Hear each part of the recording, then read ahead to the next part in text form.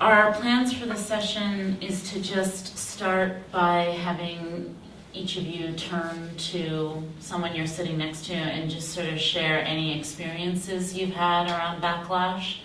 And then we'll get a couple of those in the room. And then Lynn and I are both going to share through a case study our framework, approaches, and method for responding to backlash. And what we're hoping to leave you with is, on the one hand, content that you can use in responding to false accusations of anti-Semitism, and then also the components of organizing a response to backlash. So that's what we're hoping to leave you with. If we have time, we'll also take some of your cases and work on them together, but we're hoping through presenting 2 cases in depth that'll give you something to apply to your own experiences.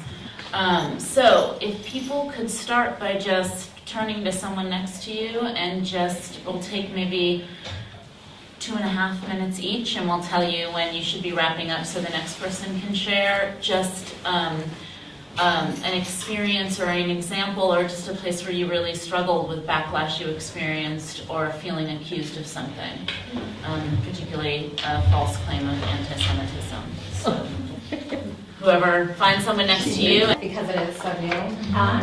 Last Sunday I found out I was going to be on the next flotilla. And You would? I was going to be on the next flotilla at the City of Hope.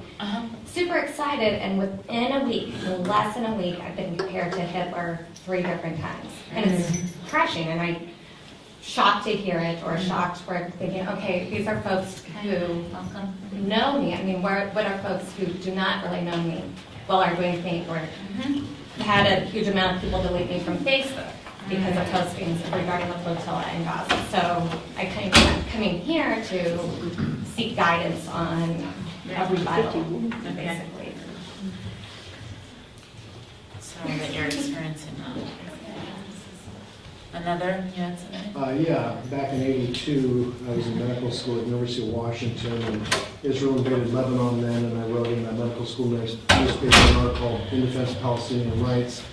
And immediately there were many people in my class that distanced themselves from me, and the head of family practice department called me an anti-Semite. And I went into his office. I didn't even know him at the time, looked him straight in the eye and said, it's not about anti-Semitism, it's about human rights.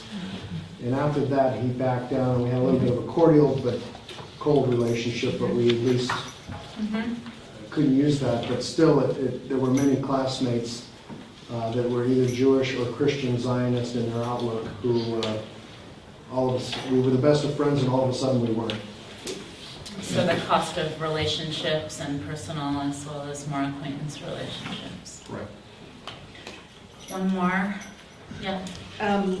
This is not something I personally experienced. It's an organization that the 3 of us belong to, called Kadima Reconstructionist Community in Seattle. It is it's a congregation, but one of its founding platforms was a 2-state solution over 35 years ago. So we had Naim Atik, who is the founder and head of Sabil, come speak. We had him planning to come to a service and come speak to our group after our Shabbat service. And the Jewish Federation sent us a letter basically saying we were stupid and being duped, and sort of threatening to ostracize us. Very threatening. Threatening to ostracize us from the Jewish community, and saying that he's a wolf in sheep's clothing, and what else did they say? You engaged in a pretense of bridge building. Oh yeah, we're engaging in a pretense of bridge building. With a hidden agenda. Yes. And what we did is, rather than being reactive, our board met, and we took a while to craft a response to them that basically pointed, I mean, it was really adult, and I don't know, I think kind of showed how pathetic they were. And we did have Naima to come and speak to us, and it was lovely. So, And we were the first and only Jewish congregation to ever invite him and not renege on the invitation because of the pressure. so I mean, so the way we combated it was to just be really, you know, firm and calm and Torah-based. Thank you. Yes. And which just, you know, the contrast was so striking how, and they actually did apologize and say that we're not in the business of trying to No, they control. said that their rhetoric was used inadvertently. Oh, yeah, they made a lot of excuses, but they also said we're not in the business of controlling what people are, you know, can hear. And anyway, so. Great, so you kind of stood on your principles and moved forward with your work. Yes.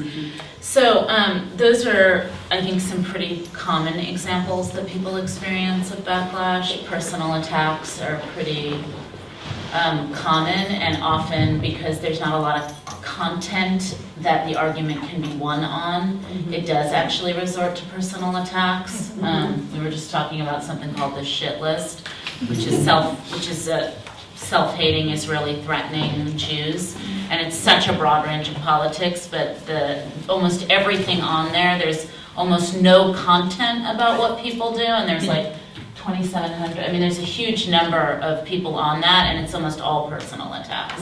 So that's one strategy. Another is this, for people who are Jewish and take a stance, kind of ostracization, or we sometimes get, in addition to self-hating Jews, people of Jewish descent, like a way of trying to delegitimize our experience or ancestry. And then some of the harder stuff, though, is the impact it can have on our personal relationships or organizational relationships that we care about. Sometimes, you know, a lot of times the people who are attacking us, it's almost like a sign of honor. It's like, if you are attacking me, then I'm doing something right. But there are then people who we lose or feel tension with, who we love or care about or have professional relationships with or personal relationships with. And then there's some of the more serious things that we'll be talking more about, which are attempts to actually stop our work or organizing, organized attempts to mobilize people against the work that we're doing. People who stand up and work with us, particularly community-based organizations, may have their funding threatened, which means then the services they provide to community can get threatened, which then becomes a way to try to pit communities against the Palestinian struggle, because the framework on it is that the Palestinian struggle has nothing to do with what the community needs, and because of that, something's being taken from the community. There's also threats to safety that can happen. I don't know how many people have experienced that. And then more recently, there's ways in which organizations, particularly who support and spend their time organizing in support of Israel, are part of surveillance and attacks, legal attacks on people who do this work. And so those are the different forms of backlash. And the good news about that is that that's not new forms of backlash for most movements, and movements have survived and often won despite those forms of backlash. But they are things that we contend with, and we want to be not only as strategic in how we survive those and don't allow them to divide us or be used against us, but also beyond that, figuring out ways that we can actually use it to our advantage in the way that you described doing. So what we'd like to do now is Lynn is going to share a little bit about her framework and approach and use the Olympia BDS co-op boycott as an example of how to respond to backlash, and then I will give a different case. So do you want to? Sure. Okay. Shalom Alaikum. Shalom Aleichem. Peace be with you. Hi everybody.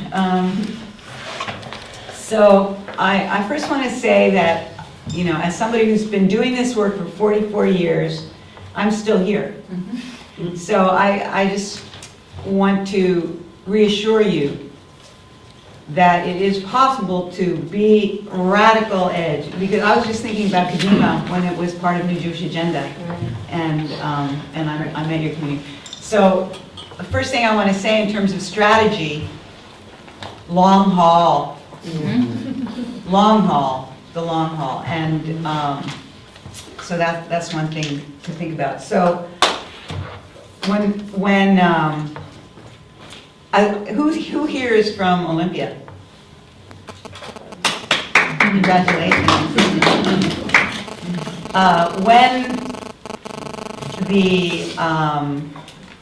When the co-op passed the BDS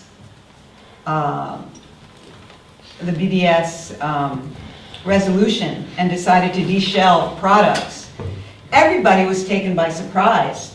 I mean, I think people didn't think that it was going to happen.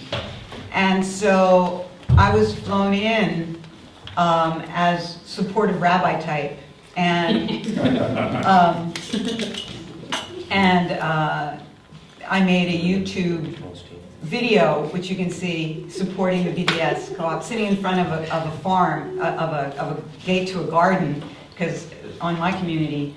Anyway, I'm going to go through some of the pieces that happened and the framework for responding. So I'm not going to outline the whole history, but just speak to the accusations, some of which you mentioned, and then how a framework was created around that. And I have to say that being at this conference, especially hearing Dalia from Berkeley and the strategy that people are using these days, because everybody faces this accusation, it's just really heartwarming and inspiring to hear what a crisp sense of organizing is going on around this issue. So, first of all, the opposition is very well funded, as you know. The David Project, Campus Watch, Federation, Jewish federations, Christian Zionist groups. Stand with us. Stand with us. Stands with us. Yeah. So there's this whole array of groups that come in from the outside and have their own method, as you outlined some of them, their own method for delegitimization. One is that that you're not taking a balanced approach. So in addressing you're not taking a balanced approach, the response to that was to have an external standard to evaluate the conflict. Like, what is the overall framework for looking at the conflict? And the overall framework for looking at the conflict is one of structural violence, in which a group is targeted due to identity and denied certain privileges and human rights. The external standard is human rights and international law. And that is very helpful to have the right frame for this conflict, this is about structural violence and conflict transformation. That is not about conflict resolution. These are not equal sides that need to just talk to each other. This is an imbalance where power and privilege is on one side, and so knowing which side you're standing on. It is the context of a solidarity framework. That's the other thing. And Olympia, the organizers of BDS were very clear about what is a solidarity framework and what does it mean to be in solidarity. So knowing those things and having them in your vocabulary to speak to, I think is really very important. Another piece was this unfairly targets Israel. What about Darfur? Oh my God, how many times have you heard that? What about Darfur?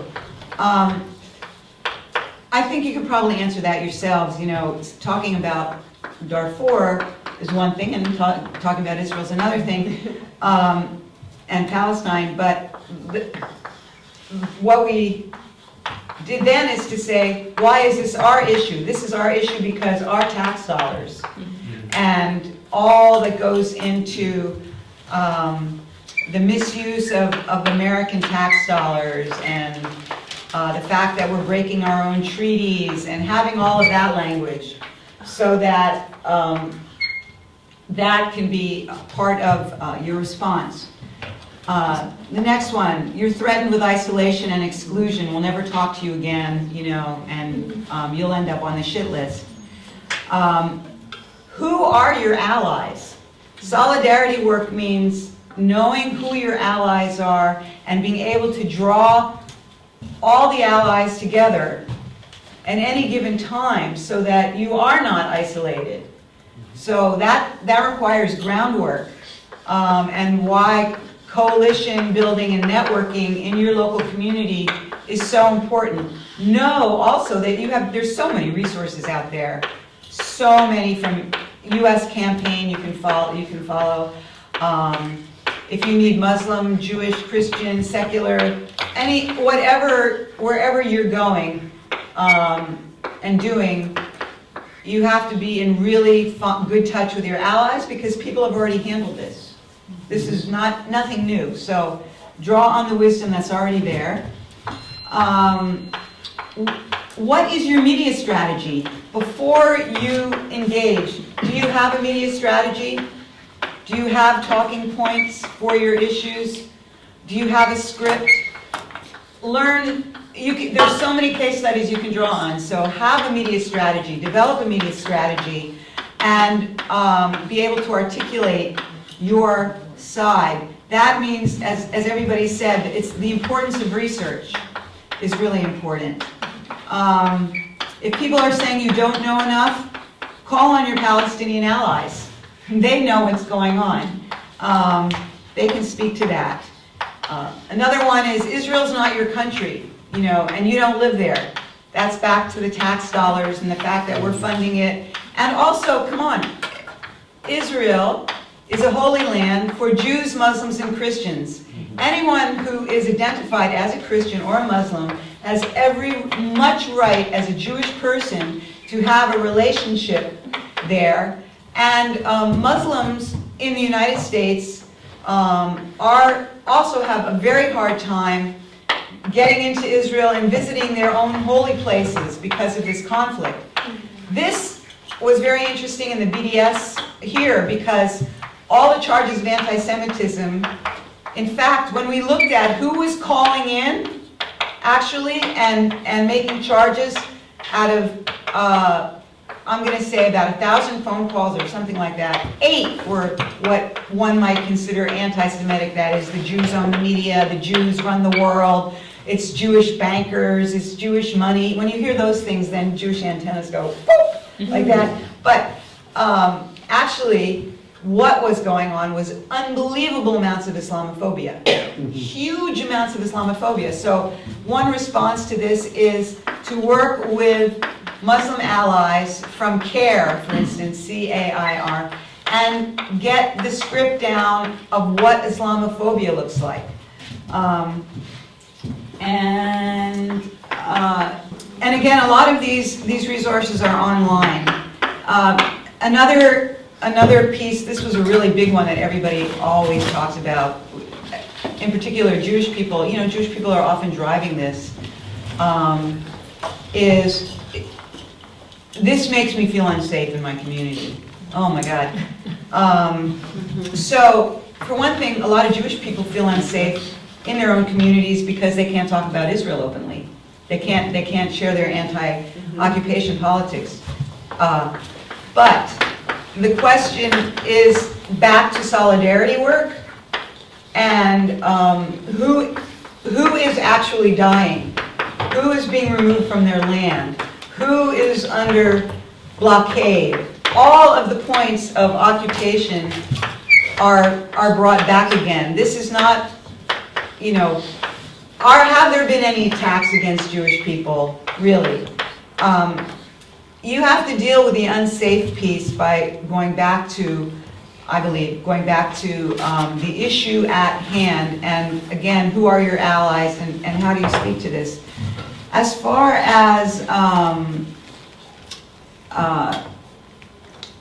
as your own personal journey, and I'll stop here, because a lot of people here were also unprepared for the emotional energy that it takes to do this work long haul.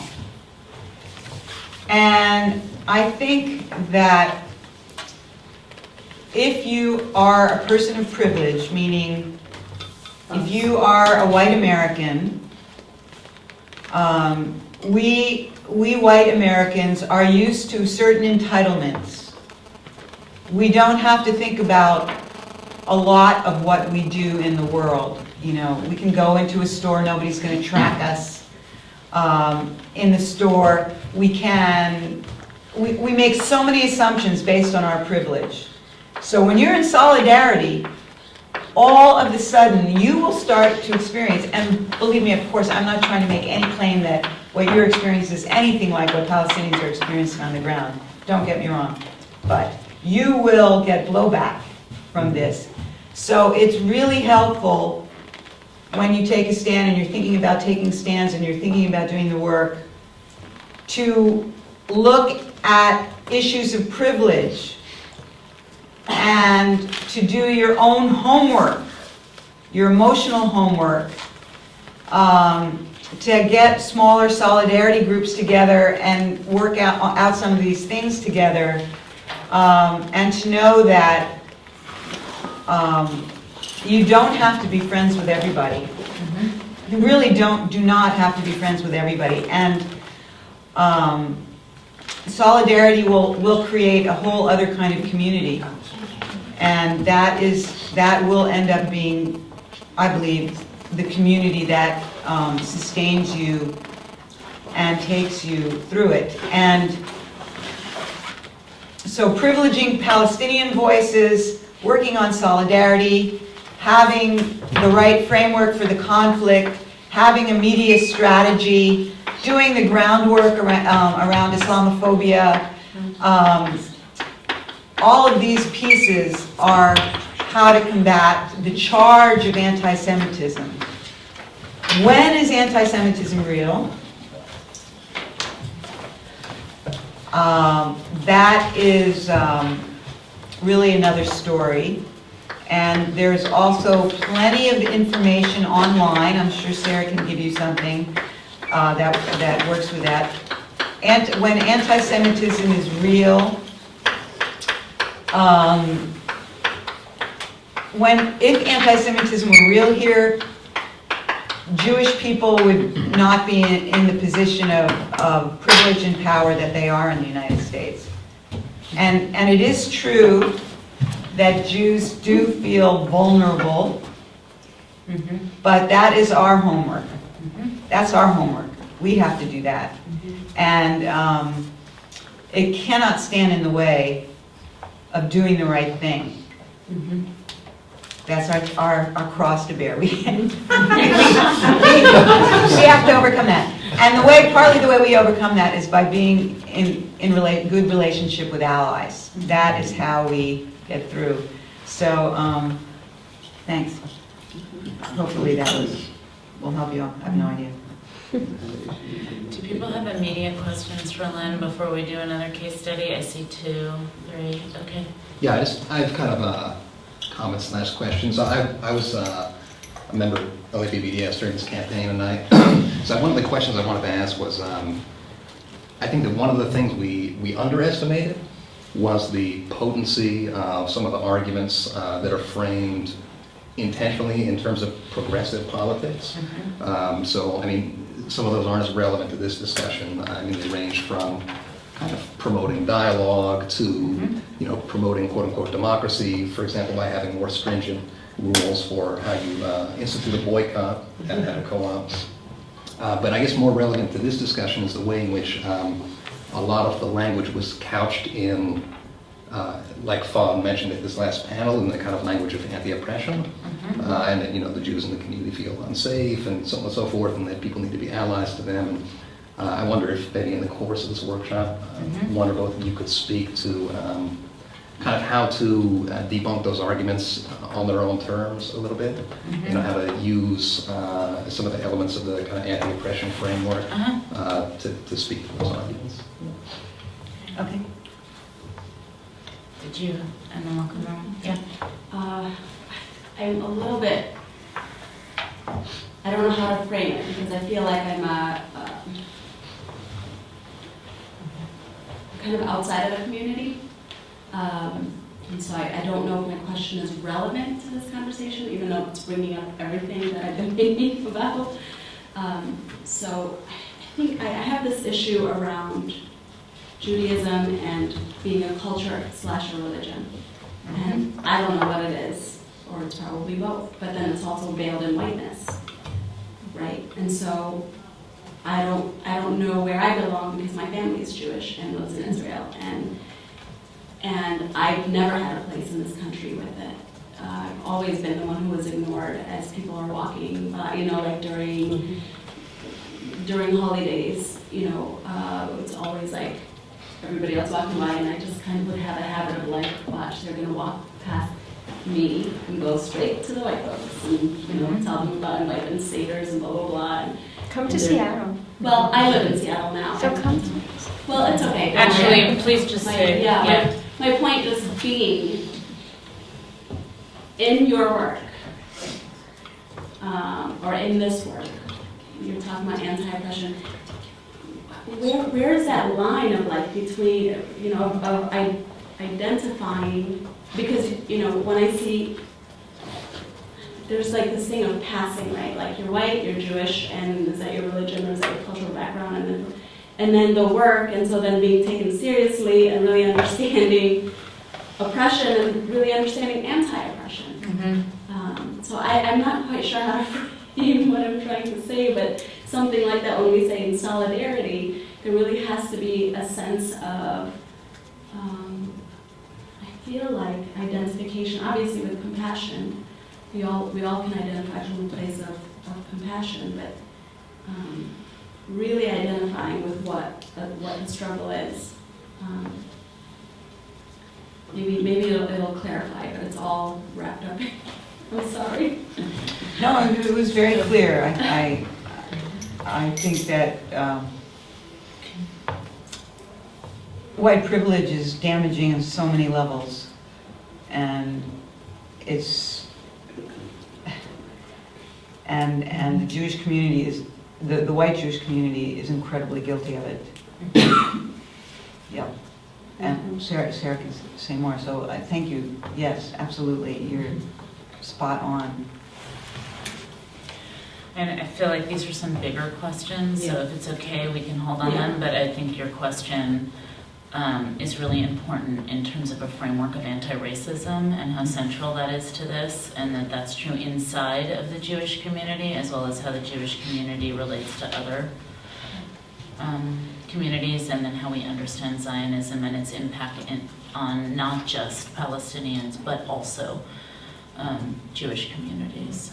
So, and then you had something. I just wanted to know sort of specifics, Lynn, when your rabbinic quick response team came into Right. Like how to Olympia.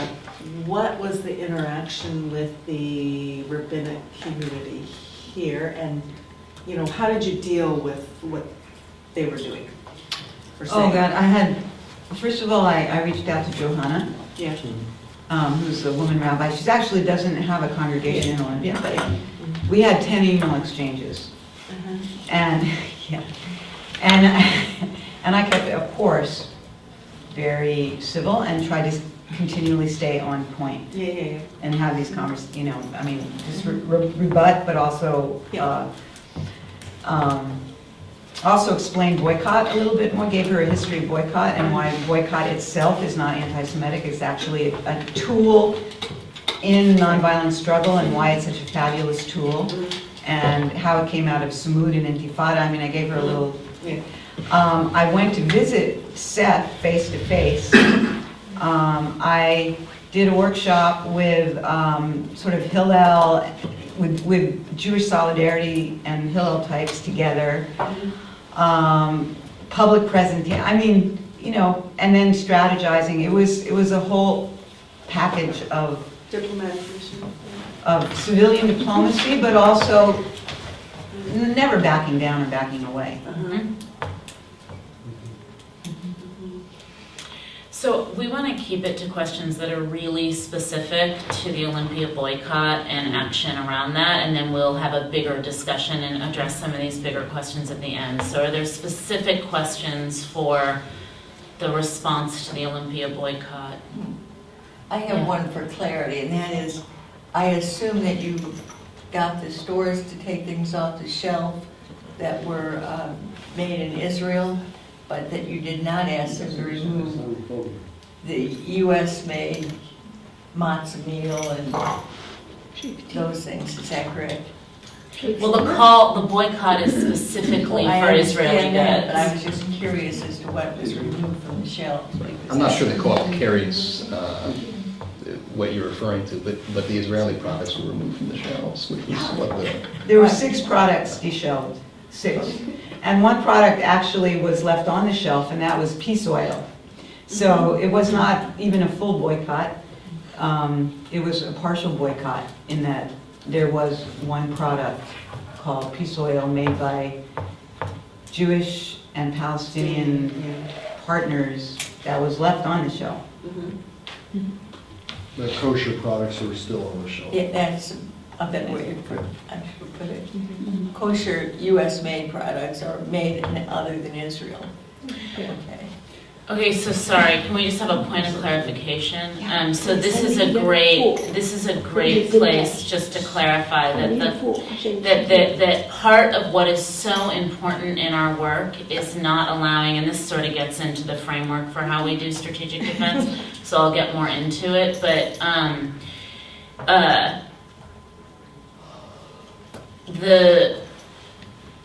Israel is a nation state, and the support behind Israel, which I will name as Zionism, is a political movement.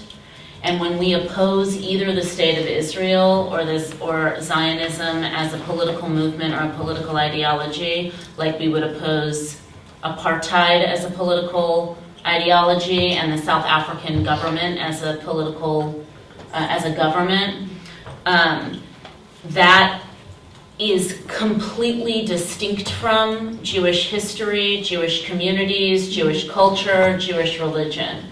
And in fact, it is only Zionists who confuse Zionism and the state of Israel with Judaism, what it means to be Jewish and Jewishness. So, or others because of the way that Israel and Zionism has done that. So when there's a call for a boycott of Israeli products, that's a call for a boycott of things made in a nation state called Israel. Right. All the other products you're talking about have to do with practices or products used by some parts of the Jewish community for Jewish rituals or for Jewish cultural practices or for Jewish food. That has absolutely nothing to do with the call for boycott, divestment, and sanctions from the state of Israel. So it's a great question because those are the exact distinctions we have to keep making and being really clear about. And what we get back are that's exactly what we get accused of, which has nothing to do with the boycott. The boycott for divestment sanctions, the call for boycott, divestment, sanctions is a call against the state of Israel. So now it sounds very clear, and we have to be very clear, but of course they muddle it intentionally. Well, the they is also us. So there are in our community, in the Jewish community, lots of varieties of people's relationship to Israel which is a spiritual relationship. So I would just, there are many frameworks to understand it, and which is why I try to go to human rights and international law my own self and stay away from and the policy of the nation state, and try to not personally get so much into the conversation of the word Zionism, although it's very clear that there are many perspectives, and I call Israel an ethnocracy. That's the word I use, an ethnocracy, which is in a way saying that Zionism is an ethnocracy. That part of Zionism is an ethnocracy, and meaning that privileges are based on Your ethnicity. Jewish identity. So I would Yeah. love to, because, yeah, that's the so, one. I mean, I can make an argument why I Yeah, think yeah, it's yeah. important to confront Zionism, and I we had a whole agree. workshop on it, I agree. and I don't think there's any reason to avoid it. It's an actual Yeah. historical political movement, and it's actually what our opposition is calling themselves and who they are, and if we're not able to name them or identify them, I think we're going to have a hard time defending ourselves or saying, why is the Jewish Community Relations Council attacking this campaign or this organization? It's because the Jewish Community Relations Council is not a Jewish community organization. It's an organization that exists to defend the state of Israel, and it is based on the ideology of Zionism. So there's different approaches, and this workshop isn't about that. So what I'd like to be able to do, if there's not specific questions about this boycott, is kind of get into a different example, framework, and also approach to backlash based on another experience. I have a question, actually. Yeah. Yeah, we are here from Olympia, and we are in the co-op, and we voted for the boycott. But I'd like to hear an explanation about this exaggerated reaction from the Jewish community, here against this resolution. Why did they rise up in mass, strong opposition? How do you explain that? Would it be so much easier for them if they just ignored it and let it go? Yeah. Like, why do they always, when I say they, I meant the Jewish community, and it seems to be kind of like a common reaction across the United States. Mm-hmm. They rise in mass, Mm-hmm. and so many people, they wrote to the, they wrote to the newspaper, say, we are going to stop going to the co-op, we are going to boycott, and we're not going to buy anything from the co-op. It would have been so much easier for them if they ignored it. What do you think? How do you explain this reaction? Let's just, maybe we can respond to this question and then we can give another example so we have a little bit more to work with. I think my response to that is Zionism, so I think maybe you should give your response and then I would agree. I think that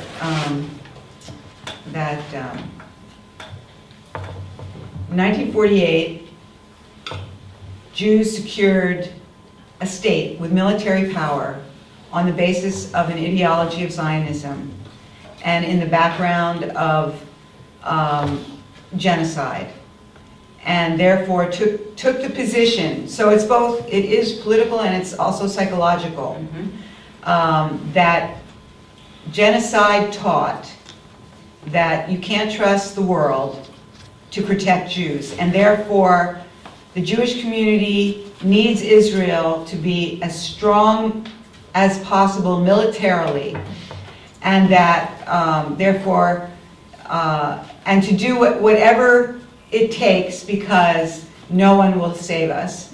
And two, that Israel positions itself as a safe haven for Jews. It's actually one of the more dangerous places for Jewish people to live, but Israel positions itself as the last fortress for the Jewish people, and therefore any attack on Israel is equivalent to an attack on the Jewish people. And therefore, these things are conflated, so that attack here on Israel over there is the same in their minds. And because of the Holocaust, there was a whole methodology of confronting anti-Semitism before it ever got started, as it were, and also to point it out, as it were, every time it pops up its head. And because Israel is now the 4th largest military power in the world, is deeply embedded in the homeland security industry, and there are so many corporations that are involved in the money of Israel. It now has positioned itself as a state to give directives to the Jewish community through the consulate in particular, so that the Jewish leadership gets their instructions of how to respond to anything from Israel, actually. So when you think you're doing something very local, all of a sudden you realize you have the entire machine of state politics. And the Congress is so heavily invested in the military industrial complex that you have to really take a different kind of approach. But that's why the Jewish community always gets involved, because of the way history has unfolded in the last 60 years. Genocide, that it became something that was prescribed to by many more Jews, and it's also something that then gets manipulated and used. So it's, in a sense, all of the support that other nation states gives to Israel, Europe, the United States, supposedly because of their recognition of the history that they participated in, the persecution of Jews, actually is a message that we actually think you need a separate nation state in order to be safe. What kind of a message is that?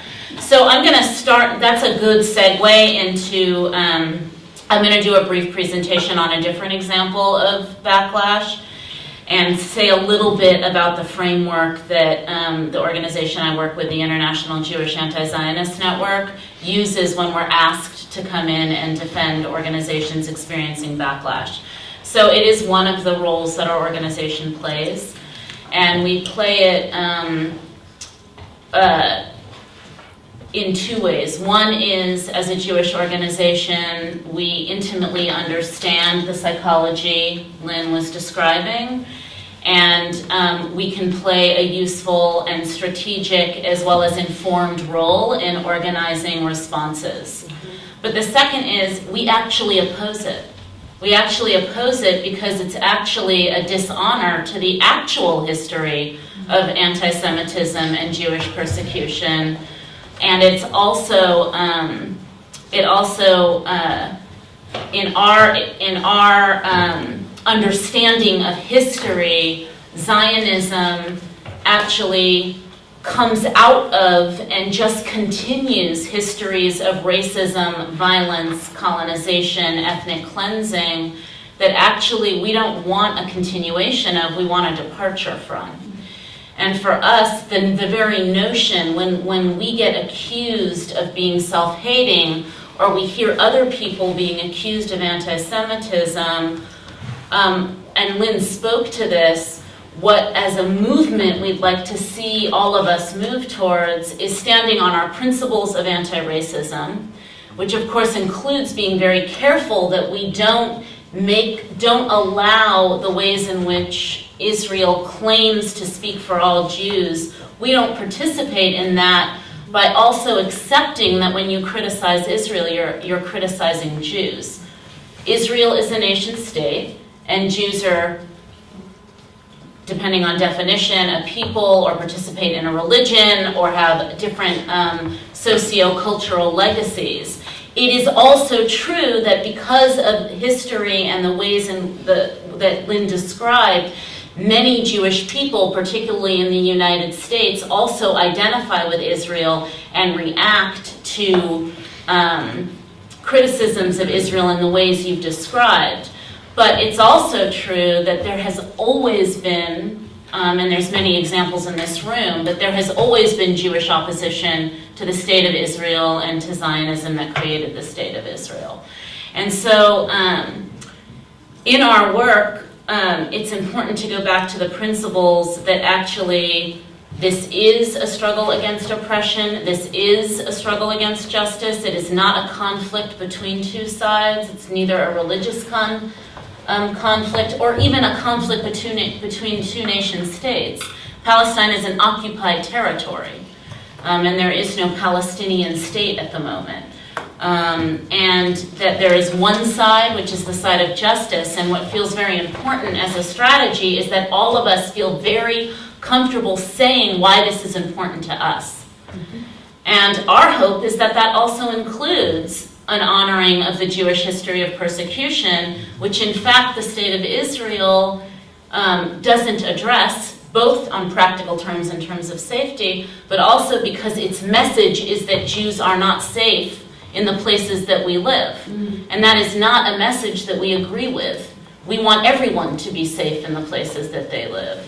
And there's nothing exceptional about the need for safety that Jews face. People all over the world face a lack of safety. And in this country, in this moment, as Lynn said, there is absolutely no state force or mass force that is targeting Jews. In this country, who continues to be targeted are Muslim communities, Arab communities, African Americans, working class people. There are a lot of people who are in daily fights for survival in this country. And at the moment, that does not include Jews in this country. Which doesn't mean that you need to deny thousands of years of Jewish persecution to take a stance against against Israel or in support of Palestine. That is true, and what's happening in Palestine is happening now. So that's sort of the framework and some of the content pieces. Or do you want? If I can finish the case study, that's great. If you do you want to throw something into to add to what I was saying? I wanted to just say a word about Holocaust survivors. And this is from Albuquerque. We created a klezmer band and a cafe called Anne Frank Cafe in response to survivors in our community who were only being trotted out, really, on Yom HaShoah Day. And the rest of the year, I'm sorry, thank you. Only taken out on Holocaust Memorial Day. The other thing we realized is that Holocaust memorials completely ignore the Sephardic community and the Mizrahi community, the Jews of North Africa, Jews of in Greece and in the lower parts of Europe. So we also, in looking at the Holocaust, this framework also means that we're looking at the Holocaust very differently also. We're not looking at it only through a white Ashkenazi lens or only through victimization. We all wanted to go back before that history and revalue the beauty of the Jewish community in Europe, in Greece, in Northern Africa, etc. That history is so overshadowed by Holocaust memorial and victimization that we felt we had to reframe that as well. And that created many interesting alliances for us, which is sort of another story. And I also just want to mention, partly in response to you, that in talking to Jews of Mizrahi descent, African descent, Ethiopian, Jews from the Ethiopian community, what sort of anti-Semitism and the Holocaust misuse of those is to erase the vitality and long history of those communities in their place, and also to ignore the way that Israel kind of whitewashes the history of those communities as well. And it diminishes the legacy of Judaism as well. It does. Yeah. 60 years old, Right. 70 years old, you know, it's Right. stupid. Right, and so what Israel and Zionism have done is they take those histories and then they retell them to naturally lead to the creation of a state. And then, of course, they were very involved in the displacement of Jews from the region and then in invisibilizing those histories, because the major divide is Arab-Jewish. So the fact that there's people whose histories are actually both makes that a much more difficult, easy separation. So there's lots of reasons for that. And then also, the white Jewish community practices white racism like any white community. And so, and then we have to be careful not to practice that by equating Jewishness with European Jewish traditions or white Jews. Jews are also a very diverse ethnically and culturally. And that's actually part of the example I'm going to give. IJAN gets called in at two levels. I mean, one resource, just to build off of what Lynn spoke about, there's a website called neveragainforanyone.com. And that was part of a tour to challenge the misuse of the Nazi genocide by Israel and Zionism. And Dr. Hayo Meyer, who's a survivor of Auschwitz, spoke out across this country and across Europe. And there's a very good presentation by him about that and the way in which, as Lynn was talking about, the Nazi genocide has become a religion, and then it becomes very difficult to challenge Israel because what keeps getting evoked is this sort of religious sanctity of the Nazi genocide of the Holocaust. So that's a resource. Often we will get called in to defend community-based organizations that take a stand on Israel or in solidarity or who sign on to calls for boycott, divestment, sanction. And one of the strategies of Zionist organizations, particularly Jewish organizations who exist for the purposes of supporting Israel, that's what I mean when I say Zionist organizations, is to attack people who this isn't the full-time work they do, and who do community-based work and are already completely maxed out, underfunded, overworked, and target their funding. So that the cost of supporting the Palestinian struggle and criticizing Israel is the destruction of your organization and a resource that the community needs. So an example of this was we were asked to help develop a strategy and support a community-based arts organization in Oakland, California, that organized an event during the attack on Gaza.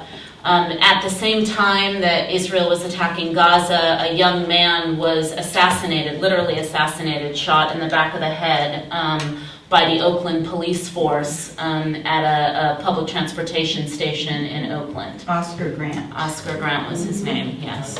I feel like I'm presenting with my aunt. Okay, and it's it was this event to look at state violence from Oakland to Israel, to Palestine. And in the audience was someone from the Jewish Community Relations Council, which many of you will know because they are at the forefront of attacking efforts for Palestine solidarity and boycott, divestment, sanctions. And they started to speak to the funders of this organization and demand that this organization issue an apology if they keep their funding. And so it was using economic coercion to control the political activities and stance of this organization. What was the name of the organization? I'm not going to say the name of the organization because they don't necessarily want their name out there. But they're a community-based arts organization run for and by a community of color in Oakland. So we went in to meet with them, and in terms of the components of organizing a backlash, the first thing we talked about is what are the principles. And I think Lynn spoke to this. It's really important that we're clear about the principles on which we are standing in solidarity with Palestine. And for this organization, their principles are that they are an organization that really stands on land rights and on indigenous rights and on the rights of immigrants. And so when we were talking about what is important to them in this, it was important that they are able to say, based on our principles, we stand in solidarity with Palestine. And what you're basically asking us to do is act against our principles. And that is a serious accusation to make against a foundation if they actually follow the lead of the Jewish Community Relations Council. And it's also a pretty serious charge for the Jewish Community Relations Council around censorship. So that was important. Another thing that was important is that as a Jewish organization, I mean, we're anti-Zionist, but we're also a Jewish organization, and that it's not our political principles. So we are not there to get them to defend the political principles on which we want to see the Palestinian struggle fought. We're there to support them in standing on their political principles. And that's really important. It's important in general in terms of solidarity, but as a Jewish organization, one of the things that's happened in this movement is that because it gets framed as a conflict between two people, is that Jewish voices get a lot of privilege as if they should determine the demands of a Palestinian struggle for liberation. And so in our work, we're very careful that even though we obviously have very strong opinions, and for ourselves, we confront Zionism and Israel because we don't think it's a good course for history to take. But that's not what we're there to do. We're helping organizations stand on their own principles. So that's important. Whatever the campaign is, whatever the organization, whether it's yours or others, that those principles are clear. Then you're setting goals. What are the goals? For this organization, is their goal to keep their funding? That may or may not include being really public and visible and having a big political battle. Is their goal to actually fight the political battle? Is their goal the safety of their community or the safety of their organization? For this organization, their goal was to be able to maintain their funding, but if it wasn't through that, but not at political compromise, and that they wanted to be really public about the economic coercion that they were facing. So then you develop a strategy around those goals. If their goal, we were also called in for a rape crisis center, and they actually wanted to back out of the politics. And our job was not to agitate for them to take a stance. Our job was actually to help this rape crisis center that serves women of color in the San Francisco Bay Area be able to continue to do that. And then you can stay in conversation with them about how that relates to their stance on Palestine. But our job is to help them with their goals. Then thinking about strategy. What's a strategy to achieve those goals? Different examples in this case is that we met with another Jewish organization that was pulled in by the Jewish Community Relations Council to play a sort of middle person role.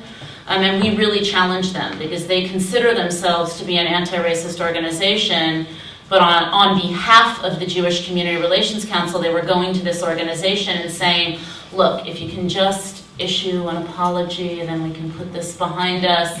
And so that organization, Progressive Jewish Alliance, does a lot of work on housing rights or anti-racism rights.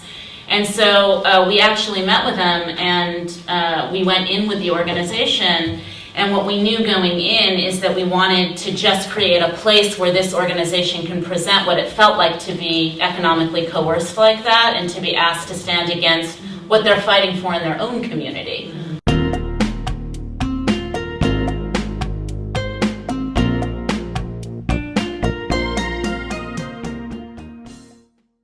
Sent us a letter basically saying we were stupid and being duped and sort of threatening to ostracize us.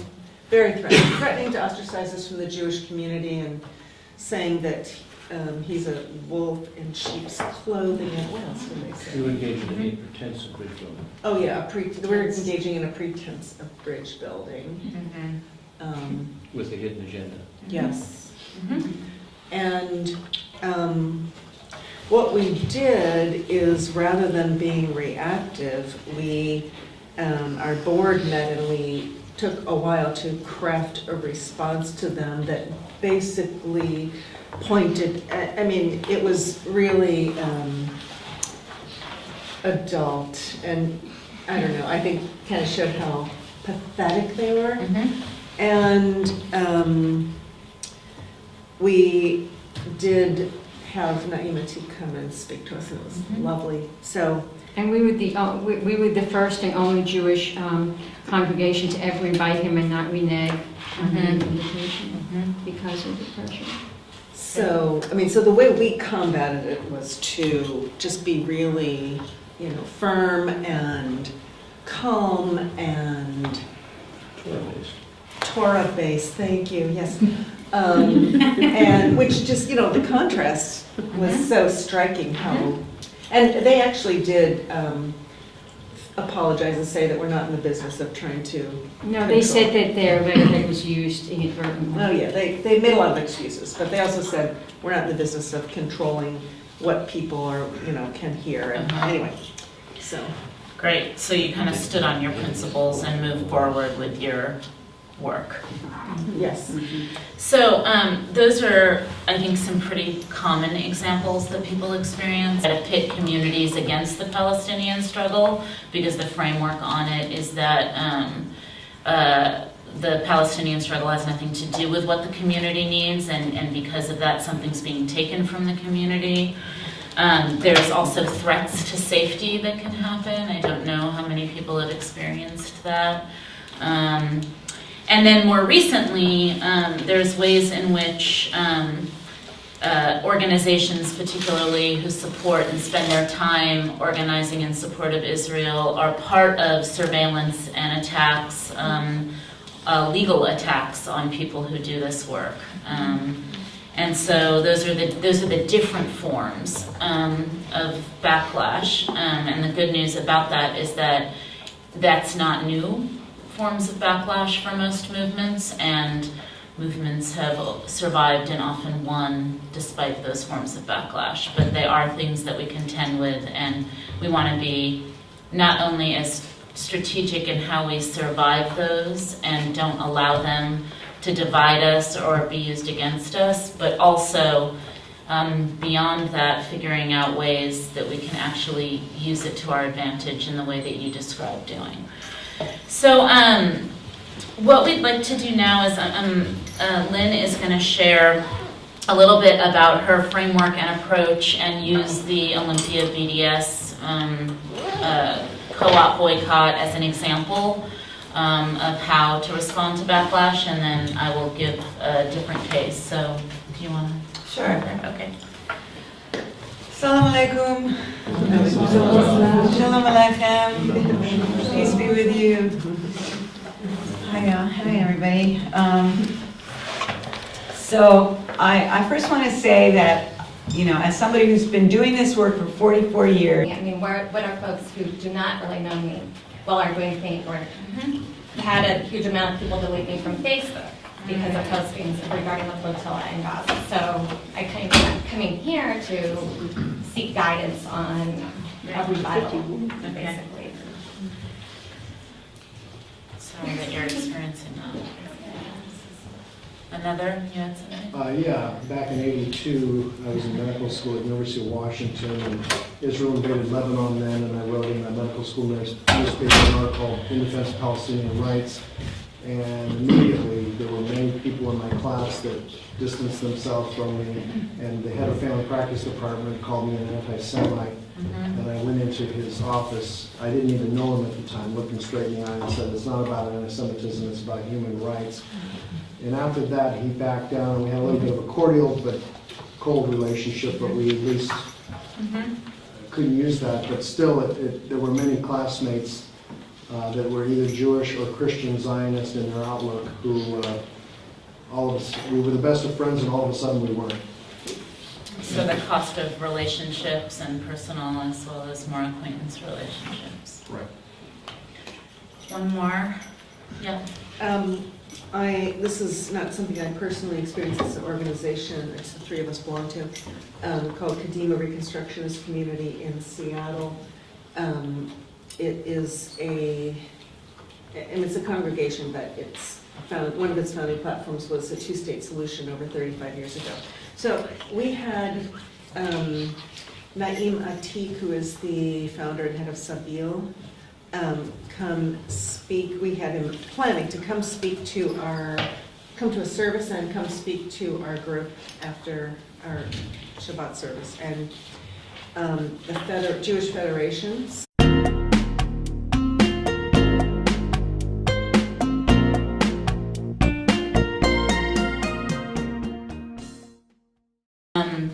Our plans for the session is to just start by having each of you turn to someone you're sitting next to and just sort of share any experiences you've had around backlash.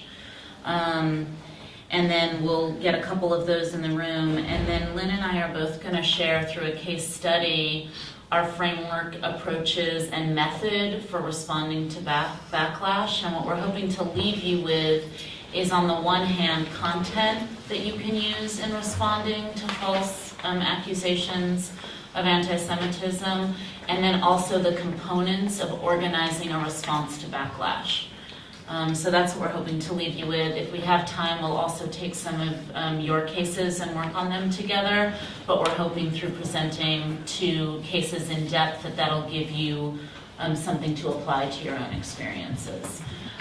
So if people could start by just turning to someone next to you and we'll take maybe 2.5 minutes each, and we'll tell you when you should be wrapping up so the next person can share just an experience or an example or just a place where you really struggled with backlash you experienced or feeling accused of something, particularly a false claim of anti-Semitism. So whoever finds someone next to you. Because it is so new. Last Sunday I found out I was going to be on the next flotilla. And You would? I was going to be on the next flotilla at the City of Hope. Super excited, and within a week, less than a week, I've been compared to Hitler 3 different times. And it's crushing, and I'm shocked to hear it, or shocked for thinking, okay, these are folks who know me. The backlash, personal attacks are pretty common, and often because there's not a lot of content that the argument can be won on, it does actually resort to personal attacks. We were just talking about something called the shit list, which is self-hating Israeli threatening Jews, and it's such a broad range of politics. But almost everything on there's almost no content about what people do, and there's like 2,700. I mean, there's a huge number of people on that, and it's almost all personal attacks. So that's one strategy.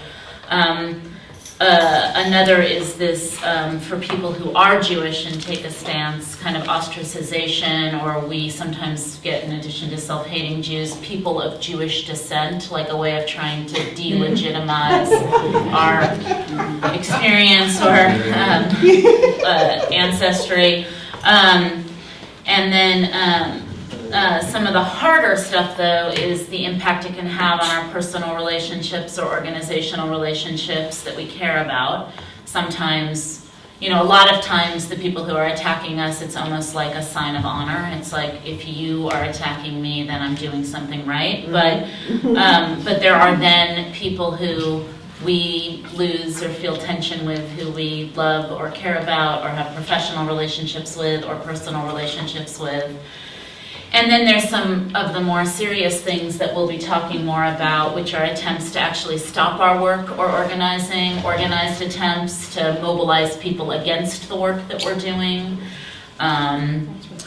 People who stand up and work with us, particularly community-based organizations, may have their funding threatened, which means then the services they provide to community can get threatened, which then becomes a way to try